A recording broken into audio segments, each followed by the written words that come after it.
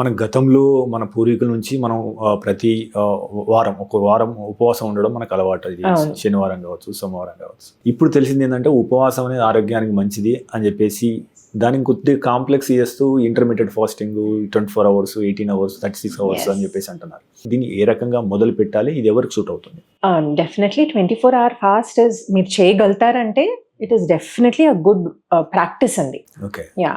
And but I feel according to me at least water అయినా తాగాలి throughout the day.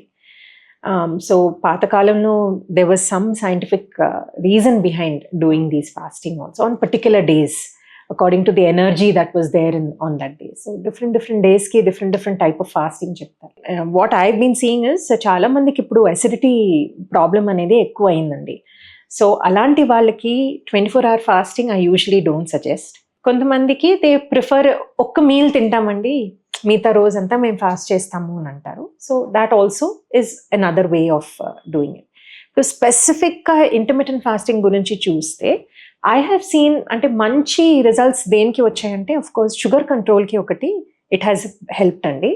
Second, చాలా మందికి cravings ఉంటాయి. కరెక్ట్గా ఫుడ్ తినాలి, డయట్ ఫాలో అవ్వాలి, కరెక్ట్ హెల్దీ ఫుడ్ తీసుకోవాలి అని ఉంటుంది మైండ్లో, కానీ క్రేవింగ్స్ వస్తూ ఉంటాయి. అలాంటి వాళ్ళకి intermittent fasting I have seen has helped a lot. ఈ క్రేవింగ్స్ తగ్గించడానికి బాగా హెల్ప్ అవుతుంది. కొంతమందికి 16/8 పనిచేస్తుంది, కొంతమందికి ఈవెన్ స్ట్రిక్టర్ టైమింగ్స్ పనిచేస్తాయి. So it depends on the client to client vary అవుతుంది. కానీ I have suggested it to people who have required it and అది పని చేస్తుంది కూడా.